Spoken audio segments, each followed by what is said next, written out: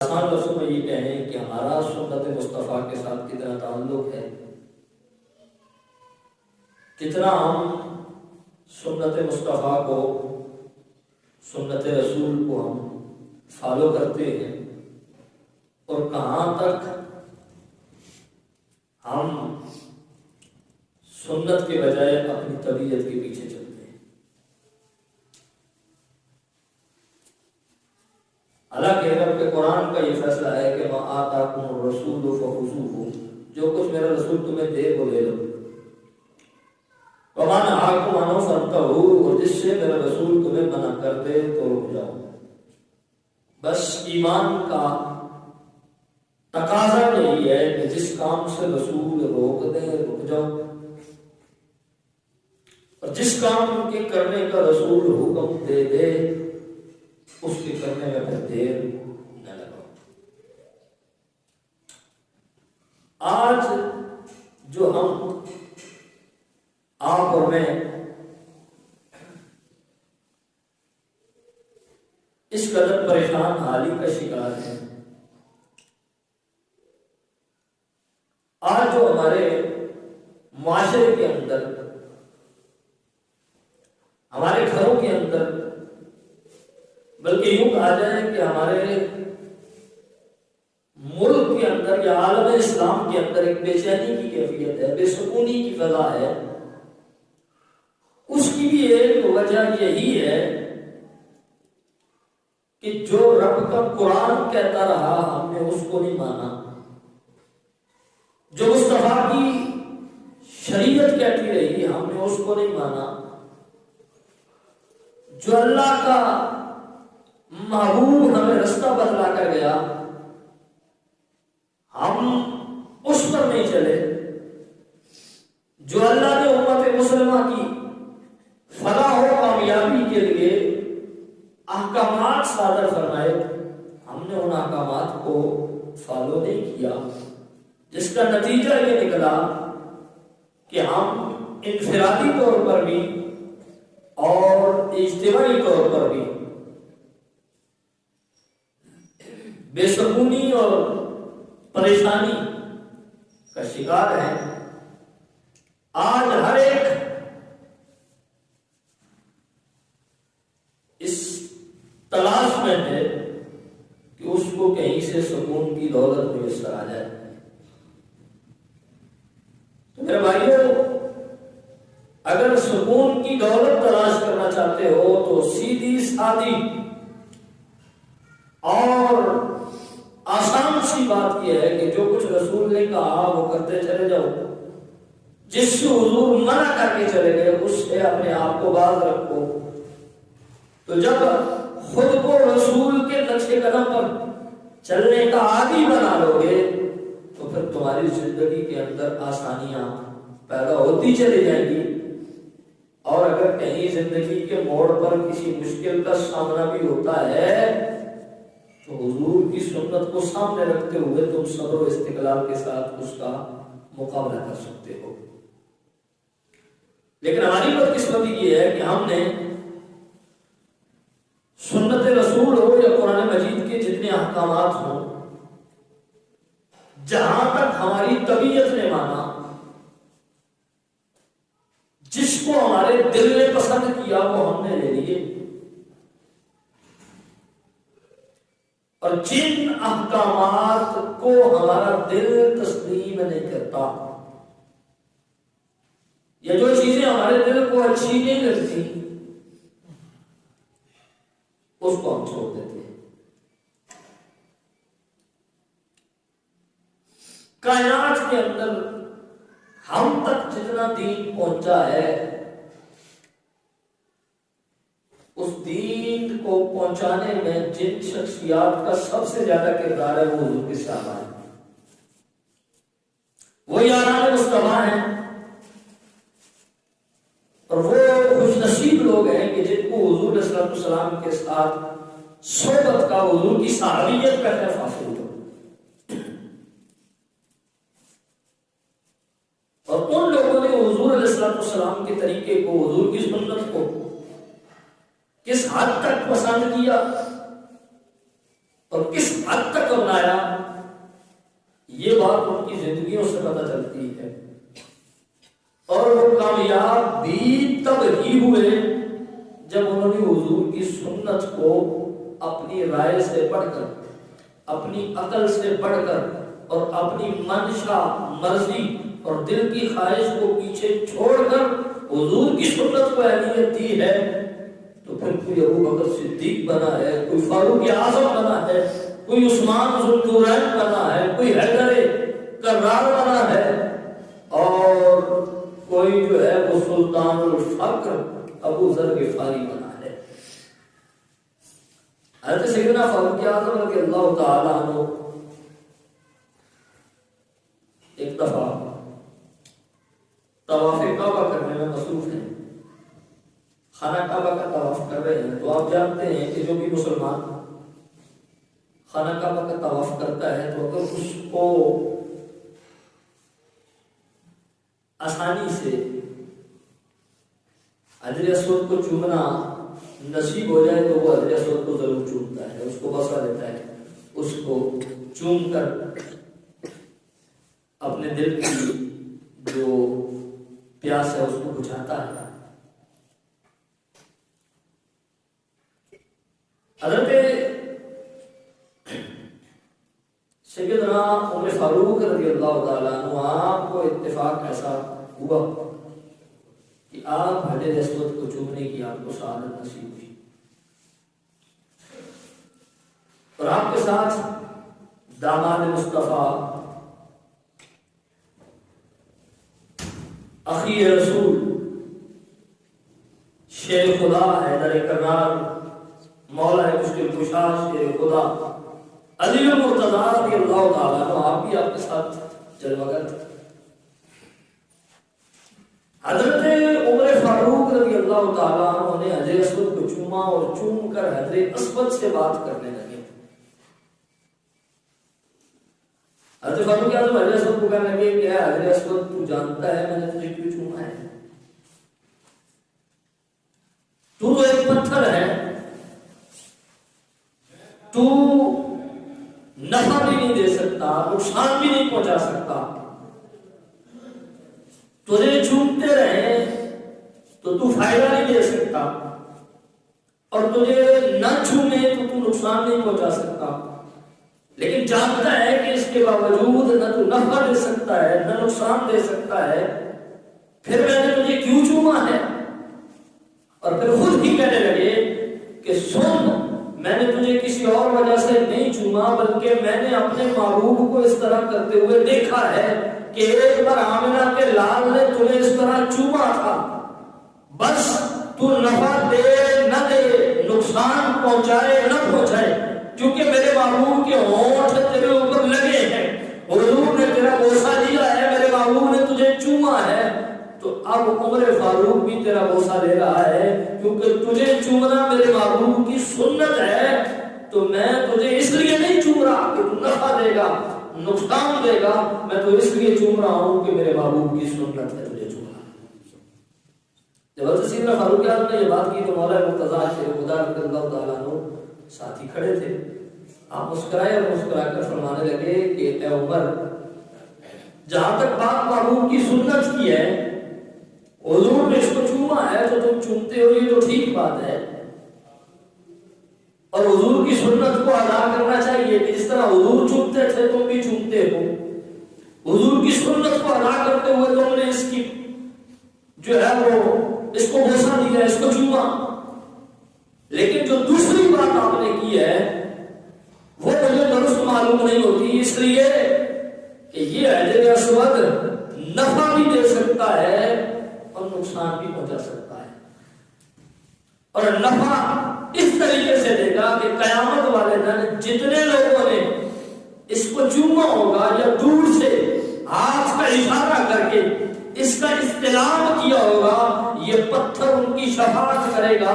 اور شفاعت کر کے ان کو اپنے ساتھ جنت میں لے جائے گا، کیونکہ حجر اسود جنتی پتھر ہے، تو فرمایا کہ یہ سفارش کرے گا، شفاعت کرے گا، اور اللہ تعالیٰ اس کی شفاعت کو قبول کر کے اس کے سفارش پر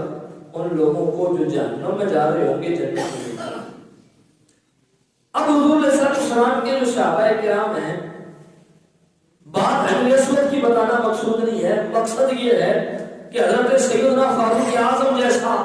جلیل القدر صحابی اس پتھر کو چوم کر جو بات کر رہا ہے وہ بات بڑی قابل غور ہے کہ حضرت مولا عمر رضی اللہ تعالیٰ عنہ آپ فرما رہے ہیں کہ اے پتھر ہم تجھے اس لیے چوم رہے ہیں، اور مولا علی کی بات تو اس سے بھی زیادہ وزنی ہو گئی کہ بے شک تو نفع بھی دیتا ہے، تو نقصان بھی دیتا ہے، لیکن ہم جنت کے لالچ میں دوزخ کے ڈر سے تجھے نہیں چومتے، ہم اس لیے چومتے ہیں کہ یہ میرے محبوب کی سنت ہے۔ حضرت عمر نے تو کہا نا کہ تو نہ نفع دے سکتا ہے نہ نقصان دے سکتا ہے، میں تجھے محبوب کی سنت سمجھ کر چوم رہا ہوں۔ مولا کائنات نے فرمایا یہ نفع دے سکتا ہے اور یہ شفاعت کرے گا اور اس کی شفاعت کی وجہ سے گناہگاروں کی بخشش ہوگی، لیکن مولا کائنات بھی بتا رہے ہیں کہ ہم تجھ سے شفاعت حاصل کرنے کے لیے نہیں، محبوب کی سنت کا ثواب حاصل کرنے کے لیے تجھے چوم رہے ہیں۔ حضور کی سنت سمجھ کر، حضور کی ادا سمجھ کر اور حضور کا طریقہ سمجھ کر، جس طرح ہمارے محبوب نے چوما ہے تو وہ لب تیرے اوپر لگے ہیں، ہم ان کے چومنے کی پیروی کرتے ہوئے تجھے چوم رہے ہیں۔ وہ صحابہ کرام وہ اپنی طبیعت کو نہیں دیکھتے تھے کہ ہماری طبیعت کیا کہہ رہی ہے، ہمارا دل کیا کہہ رہا ہے، دل کیا چاہتا ہے۔ اگر وہ اپنی طبیعت کو دیکھتے تو پھر حضور کے بال وہ اپنے ہاتھوں پر کٹے ہوئے نہ اٹھاتے، اگر وہ اپنے طبیعت و دل کی بات سنتے تو پھر معاملات تو اور ہوتے، لیکن انہوں نے دل کی بات نہیں، انہوں نے یار کی ادا کو دیکھا ہے، اور انہوں نے حضور علیہ السلام کے سامنے محبت کی وہ مثال قائم کی کہ جس کی رہتی دنیا کا کوئی مثال نہیں ہوتی۔ تو حضرت سیدنا عمر فاروق رضی اللہ تعالیٰ عنہ کا اس پتھر کو چومنا اور چوم کر یہ کہنا کہ ہم تجھے اس لیے چومتے ہیں کہ میرے محبوب نے تجھے چوما تھا، یہ بات بتا رہی ہے کہ صحابہ کی نظر میں حضور کی سنت کی کتنی اہمیت تھی، وہ حضور کی سنت کو، حضور کے طریقے کو، حضور کی بات کو کتنی اہمیت دیا کرتے تھے۔ اور یہ بات صرف حضرت فاروق اعظم تک نہیں ہے، یہی حال حضرت مولا کائنات علی المرتضیٰ شریف خدا کا، بلکہ حضرت عمر کی ایک بات کر کے پھر میں دوسری طرف جاتا ہوں۔ حضرت سیدنا فاروق اعظم رضی اللہ تعالیٰ عنہ پر جن دنوں میں حملہ ہوا، آپ شدید زخمی تھے، گھر کے اندر آپ آرام کر رہے تھے، لوگ آپ کی تیمارداری کے لیے آ رہے تھے، آپ کو دیکھنے کے لیے آ رہے تھے، کیونکہ خلیفہ وقت تھے، امیر المومنین تھے، رسول کے نائب تھے، لیکن زندگی اور موت کی کشمکش میں تھے، حالات کافی گھمبیر تھے۔ آپ زندگی کے آخری ایام میں زخمی اپنے گھر میں بستر پر لیٹے ہوئے، ایک نوجوان آ گیا آپ کی تیمارداری کرنے کے لیے، آپ کا حال دریافت کرنے کے لیے، پوچھنے کے لیے کہ عمر، اے امیر المومنین، اے خلیفۃ الرسول، آپ کی مزاج کیسے ہے، طبیعت کیسی ہے، کچھ افاقہ ہوا یا نہیں ہوا، آپ کی عیادت کرنے کے لیے آیا۔ جب وہ نوجوان آپ کی عیادت کر کے واپس جانے لگا تو آپ نے اپنے خادم کو بھیجا کہ جو اس نوجوان کو واپس بلا کر لاؤ۔ وہ آپ کا خادم، وہ آپ کا جو غلام تھا، وہ اس نوجوان کو واپس بلا کر لایا۔ آپ نے اس کو اپنے پاس بٹھا دیا اور پاس بٹھا کر کہنے لگے، بیٹا میری ایک بات یاد رکھنا کہ میں نے ابھی تمہیں دیکھا چلتے ہوئے اور تم اس حال میں چل رہے ہو کہ یہ جو تمہارا تہبند ہے، یہ جو تم نے نیچے پاجامہ پہنا ہوا ہے، یہ زمین کے ساتھ لگ رہا ہے، زمین کے ساتھ گھسٹ رہا ہے، اور اس طرح تہبند اور پاجامے کو زمین کے ساتھ گھسیٹ کر چلنا یہ میرے محبوب کی سنت نہیں ہے۔ لہذا آئندہ اس چیز کا اہتمام کرنا، آئندہ اس کی احتیاط کرنا کہ یہ زمین کے ساتھ گھسیٹ کر نہ چلنا۔ اب حالت یہ ہے کہ اس وقت زندگی اور موت کی کشمکش کے درمیان ہے، زندگی اور موت کی کشمکش میں ہیں، دنیا سے پردہ کر کے جا رہے ہیں، تیر تلوار کا بڑا گہرا زخم ہے آپ کے جسم پر، خنجر لگا ہوا ہے، جو چیز آپ پیتے ہیں، پانی پیے، شربت پیے، منہ سے پیتے ہیں، پیٹ کے ذریعے سے وہ نکل جاتا ہے، اتنا گہرا زخم ہے حضرت فاروق اعظم کو۔ اس حال میں تو بندے کو اپنی بھی جو ہے وہ ہوش نہیں ہوتی، اور بندہ کہتا ہے کچھ کرے جو کچھ کرے، اس کی مرضی ہے جو کرتا ہے۔ لیکن اس وقت بھی نبی کا یہ صحابی ایک نوجوان کی تربیت کرتے ہوئے اس کو یہ بتا کر جا رہا ہے کہ جس طرح تم نے لباس پہنا ہوا ہے، یا جس طرح تم لباس کو زمین پر گھسیٹ کر چل رہے ہو، یہ میرے محبوب کی سنت نہیں ہے، بلکہ میرے محبوب کی سنت یہ ہے کہ یہ ٹخنے ننگے ہونے چاہیے۔ تو حضور علیہ السلام کے صحابہ حضور کی سنت سے، حضور کے طریقے سے ان کو اتنا پیار تھا کہ زندگی اور موت کی کشمکش میں بھی وہ حضور کی سنت کو نہیں بھولے، حضور کے طریقے کو نہیں بھولے۔ اور یہ بات صرف حضرت فاروق اعظم کی نہیں، حضرت سیدنا عثمان غنی رضی اللہ تعالیٰ عنہ حضور کے صحابی ہیں اور خلیفۃ المسلمین بھی ہیں، خلیفۃ الرسول بھی ہیں، خلیفہ ثالث داماد رسول بھی ہیں، اور کائنات کے اندر ذوالنورین ایک ہی ہستی ہوئی ہے، وہ حضرت عثمان کی ذات ہے۔ ذوالنورین ایک ہی ہستی ہے اور وہ حضرت عثمان کی ذات ہے، کیونکہ حضرت عثمان کو یہ جو سعادت ملی حضرت آدم سے لے کر قیامت تک جتنے انسان آئیں گے، نہ حضور سے پہلے کسی انسان کو یہ سعادت ملی اور نہ قیامت تک کسی کو ملنے والی ہے کہ اس کے نکاح میں نبی کی 2 بیٹیاں ایک کے بعد دیگرے آئی ہیں۔ یہ حضرت عثمان کی قسمت ہے، ان کا مقدر ہے، یہ ان کی خاصیت ہے۔ اللہ تعالیٰ نے ان کو یہ خصوصیت عطا کی کہ نبی کی یک بعد دیگرے 2 بیٹیاں آپ کے نکاح میں آئیں، اور یہیں تک بات ختم نہیں ہوئی۔ حضور نے فرمایا، ایک روایت کے مطابق امام سیوطی نے تاریخ الخلفاء کے اندر نقل کی ہے کہ حضور نے فرمایا، اے عثمان اگر میری 40 بیٹیاں بھی ہوتی تو میں یکے بعد دیگرے تیرے نکاح میں دیتا چلا جاتا۔ اور ایک روایت کے مطابق امام سیوطی نے تاریخ الخلفاء میں یہ لکھا ہے کہ اگر میں محمد کی 100 بیٹیاں بھی ہوتی تو عثمان میں تیرے نکاح میں دیتا چلا جاتا۔ یہ وہ حضرت عثمان ہے۔ اب حضرت عثمان ذوالنورین ویسے نہیں بنے، حضرت عثمان خلیفۃ الرسول ویسے نہیں بن گئے، حضرت عثمان کے ہاتھ کو حضور نے اپنا ہاتھ ویسے نہیں قرار دیا، حضرت عثمان میرے محبوب سے پیار بھی اتنا کیا کرتے تھے، حضرت عثمان کو حضور سے محبت بھی اتنی تھی کہ حضرت سیدنا عثمان غنی رضی اللہ تعالیٰ عنہ ایک مقام پر آپ نے وضو فرمایا، جس طرح آپ اور میں کوئی عبادت کرنا چاہیں، نماز پڑھنا چاہیں، قرآن کی تلاوت کرنا چاہیں تو ہم وضو کرتے ہیں۔ تو حضرت عثمان نے وضو کیا، اور وضو کر کے حضرت عثمان نے بغیر کسی وجہ کے، ایک ہوتا ہے وجہ ہوتی ہے، مثال کے طور پر ایک بندہ خارج ہو گیا تو یہاں پر ہو جاتا ہے، کسی کی ٹانگ پر درد لگ رہا ہے، چلتا ہے،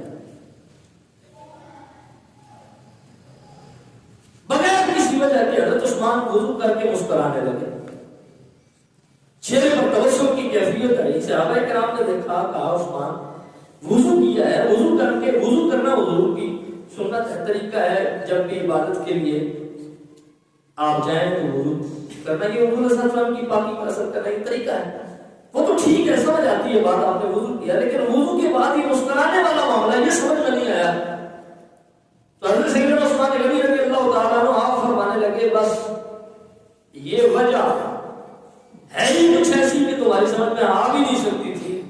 اصل میں معاملہ یہ تھا کہ میں نے اسی مقام پر، اب قربان جائے ہوتی ہے محبت، اور جب کسی سے پیار ہو جائے تو پھر اس کی ہر عادت سے، اس کے ہر طریقے سے پیار ہوتا ہے، اس کا اٹھنا کیسا ہے، اس کو اٹھنے سے پیار ہوتا ہے، اس کا بیٹھنا کیسا ہے، اس کے بیٹھنے سے پیار ہوتا ہے، اس کا بولنا کیسا ہے، اس کے بولنے سے پیار ہوتا ہے، وہ چلتا کہتا ہے، اس کے چلنے سے پیار ہوتا ہے، وہ دیکھتا کیسا ہے، اس کے دیکھنے سے پیار ہوتا ہے، وہ لین دین کے معاملات کیسے کرتا ہے، اس کے لین دین کے معاملات کے طریقے سے پیار